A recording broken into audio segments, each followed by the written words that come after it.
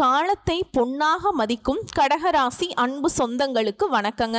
கடகராசி அப்படின்னாவே வாழ்க்கையுடைய உண்மையான அர்த்தம் தெரிஞ்சவங்க, மனசுல வலிமையும் நினைச்சதை சாதிக்கணுங்கிற உறுதியும் படைத்தவங்க, பொறுப்புடன் செயல்பட்டு வாழ்க்கையில வெற்றி அடையணும்னு நினைக்கக்கூடியவங்க, எல்லாருக்கும் வழிகாட்டியா இருக்கணும், முடிஞ்ச அளவுக்கு எல்லாருக்குமே உதவிகரமா ஒரு வாழ்க்கைய வாழணும்னு நினைக்கக்கூடியவங்க, தியாக உள்ளம் படைத்தவங்க. எந்த ஒரு விஷயத்தையுமே அது எப்படி நடக்கும், சாதகமா நடக்குமா பாதகமா நடக்குமான்னு சொல்லிட்டு முன்கூட்டியே யூகித்து அதற்கு தகுந்த மாதிரி நடந்து கொள்ளும் திறமை கொண்டவங்க தான் இந்த கடகராசிக்காரங்க. இப்படிப்பட்ட குணநலன்கள் இருந்தும் கடகராசிக்கு மட்டும் ஏமா அவ்வளோ கஷ்டம், மாங்குன்னு உழைச்சும் அந்த உழைப்புக்கு ஏத்த மாதிரி ஒத்த பைசா கூட கையில இல்லாம ஏன் கடகம் நிக்குது, எல்லாத்தையும் எல்லாருக்கும் தூக்கி கொடுத்துட்டு கடகம் அப்படி என்ன வாழ்க்கைய வாழ்றீங்க, அந்த மனசு திருப்திப்படவே மாட்டேங்குது இல்லைங்க.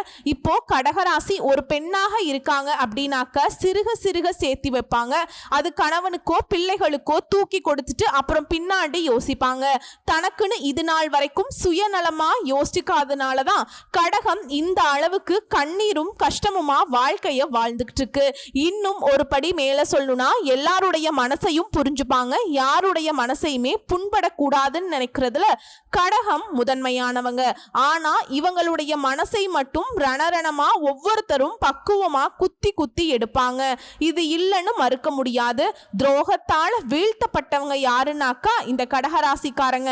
இப்படிப்பட்ட கடகத்திற்கு இப்போ தலைப்பை பார்த்திருப்பீங்க, ஜூலை மாதம் 1 முதல் ஊரே பேசக்கூடிய அளவுக்கு 10 குட் நியூஸோட இந்த வீடியோ பதிவு வந்திருக்கு. ஸோ கடகராசிக்காரங்க நீங்க எடுத்த காரியங்கள் எல்லாமே ஜெயம் பெற போகுது. அப்படி என்னமா எனக்கு நல்லது நடந்த போகுது, என்னால பல பேர் வாழ்றாங்க, என்னை பயன்படுத்தி நிறைய பேர் நல்ல சந்தோஷமா ஏகபோக வாழ்க்கைய வாழ்றாங்க, ஆனா என்னால நிம்மதியா ஒரு நாளும் இருக்க முடியல, ஒரு நிமிடம் நான் சந்தோஷமா இருந்தாலும் பல மணி நேரம் அழுகையை மட்டுமே சுமந்துகிட்டு இருக்கேன் இல்லையா. சோ உங்களுக்கு ஒரு மாற்றத்தை இந்த ஆனி மாதம் கொடுக்க போகுதுங்க. அதாவது சூரிய பகவான் மிதுன ராசியில பயிற்சியாகக்கூடிய இந்த ஆனி மாதம் உங்களுக்கு நல்லதொரு மாற்றத்தை கொடுக்கும். அதே நேரங்கள்ல ஒரு சில விஷயங்கள்ல கவனமாகவும் இருக்கணும். அது என்ன ஏதுங்கிறத இப்ப தெளிவா பார்க்கலாம். நாளைக்கு என்ன நடக்க போகுங்கிறத அக்யூரேட்டா தெரிஞ்சுக்கலனாலும் நாளைக்கு இப்படிதான் இருக்குங்கிறத ஓரளவுக்கு கணிச்சிட்டோம்னா அழகா சமாளிச்சுக்கலாம். அந்த வகையில இந்த ஆனி மாதம் கடகராசிக்காரர்களுக்கு பேச்சுல மட்டும் கொஞ்சம் கவனமா இருக்கணும்.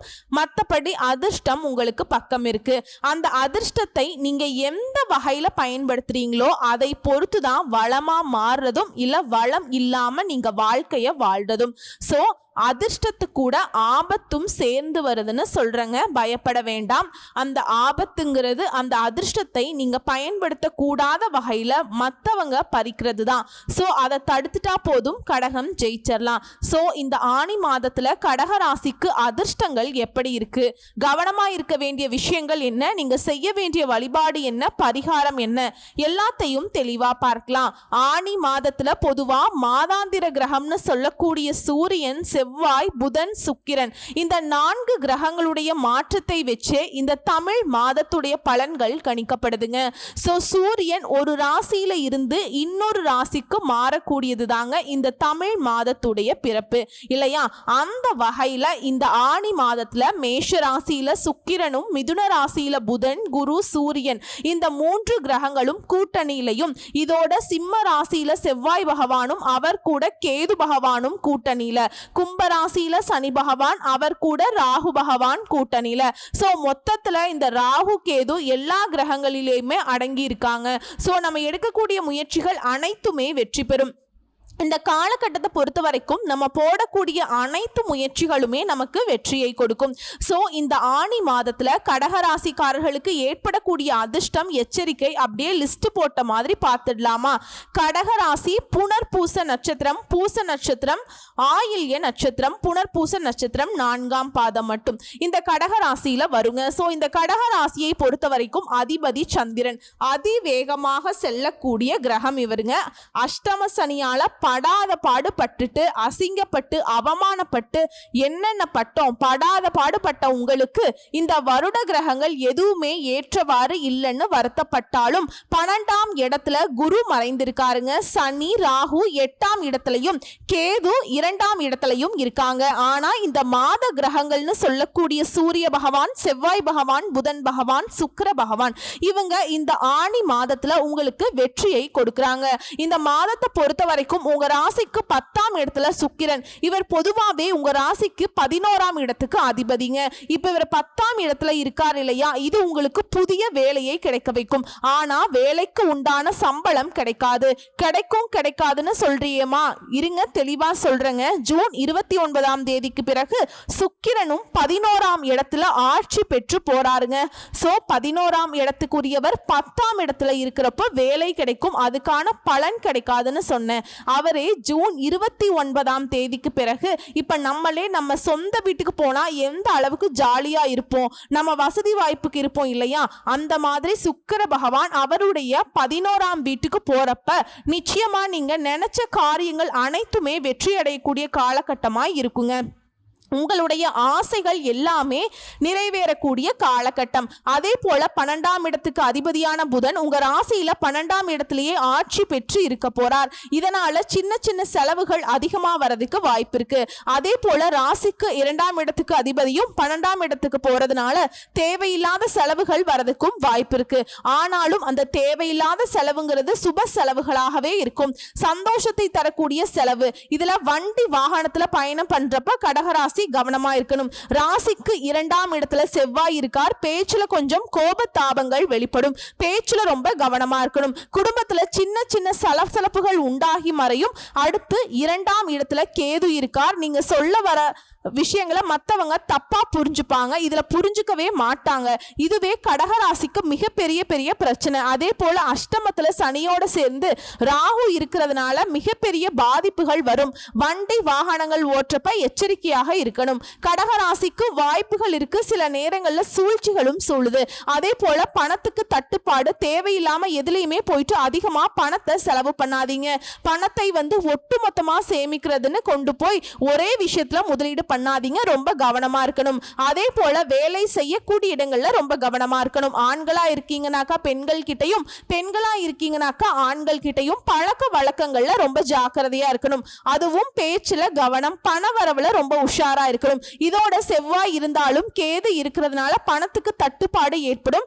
செவ்வாய் பகவானை பொறுத்த வரைக்கும் கடகராசிக்கு பணத்தை கொடுக்கணும்னு நினைக்கிறார், கேது தடுக்கணும்னு நினைக்கிறாருங்க. இதோட முயற்சிகள்ல வெற்றி உண்டு. என்னதான் செலவு அதிகமாக இருந்தாலும் வரவுக்கு குறைவு இருக்காது. நீங்க எடுக்கக்கூடிய முயற்சிகள் அனைத்தும் வெற்றி அடையும். வேலைக்காக வெளிநாட்டுக்கு போகணும்னு முயற்சி பண்றீங்களா, அதற்கான யோகம் இருக்கு. அது போல சந்திராசிரமம் நாட்கள்ல புதிய முயற்சிகள், பயணங்கள் செய்யறது இதெல்லாம் சுத்தமா தவிர்த்துக்கோங்க. அப்படியே போய் தான் ஆகணும் அப்படின்னாக்க அருகில் இருக்கக்கூடிய கோசாலையில் பசுமாட்டுக்கு அகத்திக்கீரையை கொடுத்துட்டு போயிட்டு வாங்க, நல்லது நடக்கும். புதிய வேலை கிடைக்கிறதுக்குமே வாய்ப்பு இருக்கு. இதோட இந்த மாதம்ங்கிறதே உங்களுக்கு லாபகரமான மாதமா இருக்குங்க. வருமானத்திற்கு ஏற்ற மாதிரி செலவுமே வரிசை கட்டி வரும். ஆனா செலவுகளை சமாளிக்கக்கூடிய அளவுக்கு வரவை கடவுள் கொடுத்துக்கிட்டே இருப்பாருங்க. இதற்கு நீங்க கடவுளுக்கு நன்றி சொல்லுங்க. பெருசா கடகம் ஒட்டுமொத்தமா கீழே சரிஞ்செல்லாம் விழமாட்டீங்க. விழுகிறதும் எழுறதுக்கு தான். விழுந்தாலும் எழ வச்சிருவாங்க கடவுள். வேலையில கூடுதல் கவனம் தேவை. வியாபாரத்தை பொறுத்த வரைக்கும் நல்ல முன்னேற்றம் இருக்கும். இதுல தேவையில்லாத நண்பர்களுடைய சவகாசம்ங்கிறது தானாக விலகும், நல்லது நடக்கும். சோ இந்த ஆணி மாதத்தை பொறுத்த வரைக்கும் சனிக்கிழமைகள் தோறும் அனுமனை வழிபாடு செய்ய கடகராசிக்கு கூடுதல் நன்மைகளை கொடுக்கும்.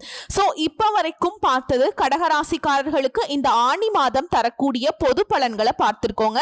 இப்ப தனிப்பட்ட முறையில ஒவ்வொரு நட்சத்திரத்துக்குமே எந்த மாதிரியான பலன்கள் இந்த ஆணி மாதத்துல கிடைக்க போகுது. புனர்பூச நட்சத்திரம் 4ஆம் பாதம். வாழ்க்கைனா என்ன, அதனுடைய உண்மையான அர்த்தம் தெரிந்த உங்களுக்கு இந்த ஆணி மாதம்ங்கிறது கொஞ்சம் கவனமா செயல்படக்கூடிய மாதமா இருக்கு. ஏன்னா ஞானக்காரகன் குரு விரயஸ்தானத்துல சஞ்சரிக்கிறது. எதிர்பாராத செலவுகள் ஏற்படும். ஆனா அந்த செலவுகள் கூட சுப செலவுகளாகத்தான் இருக்குங்க. குடும்பத்திற்கு தேவையான அத்தியாவசிய பொருட்களை வாங்குவீங்க. சிலர் இடம் வீடுன்னு சொல்லிட்டு புதிய முதலீடுகள் செய்வீங்க. இதோட குடும்பத்திலேயே சுப நிகழ்ச்சிகள் நடக்குங்க. மேலும் குருவுடைய பார்வைங்கிறது உங்களுடைய ராசியில 4, 6, 8ஆம் இடங்களுக்கு இருக்கிறதுனால உங்க நிலையில இருந்த சங்கடங்கள் இப்ப இல்லாம போகும். உடலில் ஏற்பட்டிருந்த பாதிப்புகள் விலகும். வம்பு வழக்குல ஏற்பட்டிருந்த உங்க வாழ்க்கை நிலையில மாற்றம் வரும். அஷ்டம சனியும் ராகுவும் இது நாள் வரைக்கும் உங்களுக்கு கொடுத்துட்டு வந்த சங்கடங்கள் இனி உங்களை நெருங்காம விலகி போகுங்க. நினைச்ச வேலையை நினைச்ச மாதிரி நடத்தி முடிச்சுப்பீங்க. அதே போல குடும்பஸ்தானத்துல செவ்வாய் கேது சஞ்சரிப்பு இருக்கிறதுனால வரவு செலவுகள்லையும் சரி கவனமா இருக்கணுங்கிறத அறிவுறுத்துது.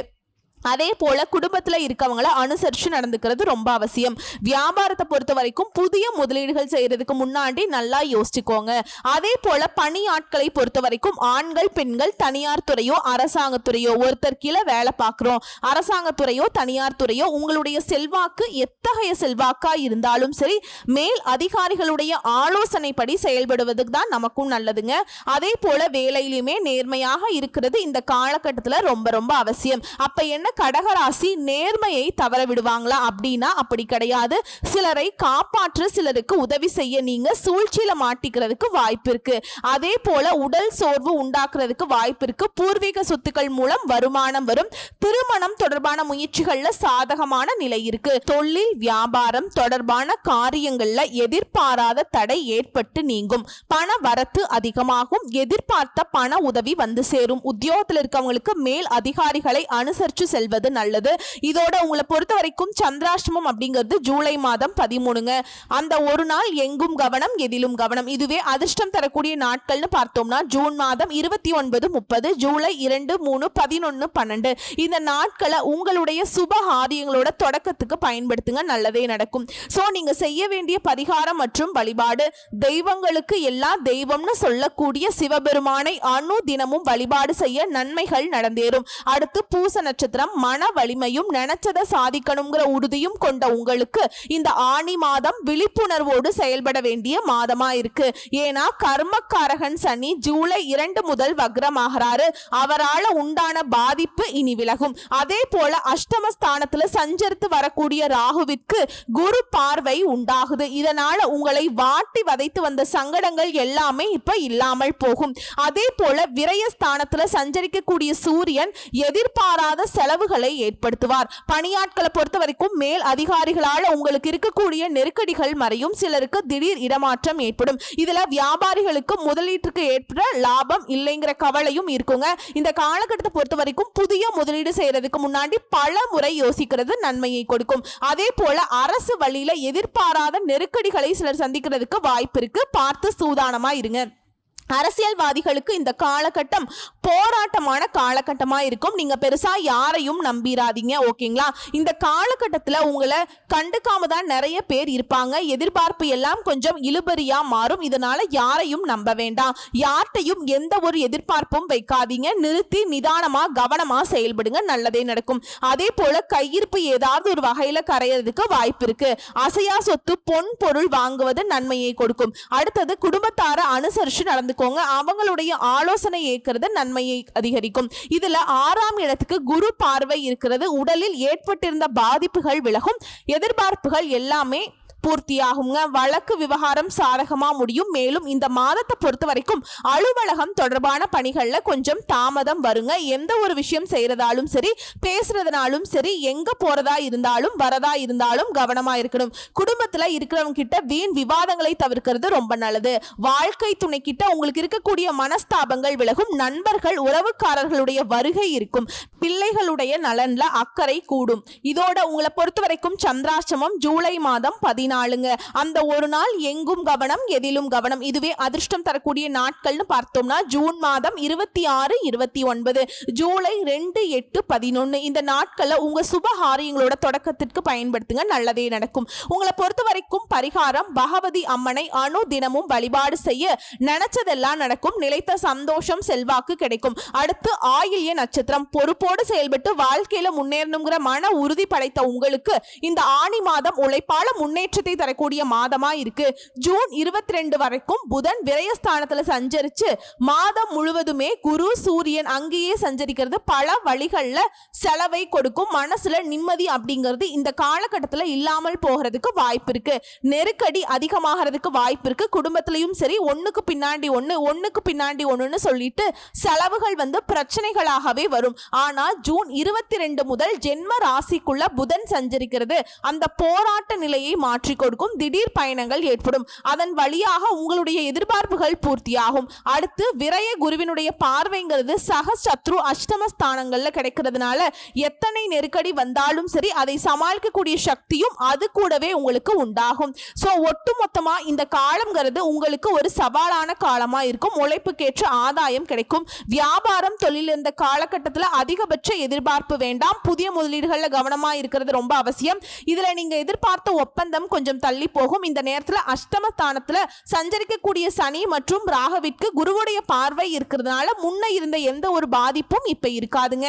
இருக்கக்கூடிய பாதிப்புமே குறைய ஆரம்பிக்கும். பிறரால நீங்க பட்ட அவமானங்கள் நெருக்கடிகள் விலக போகுது. அதாவது கடகம்னா யாருன்னு சொல்லக்கூடிய அளவுக்கு உங்களுடைய தனித்தன்மையும் செல்வாக்கும் வெளிப்பட போகுது.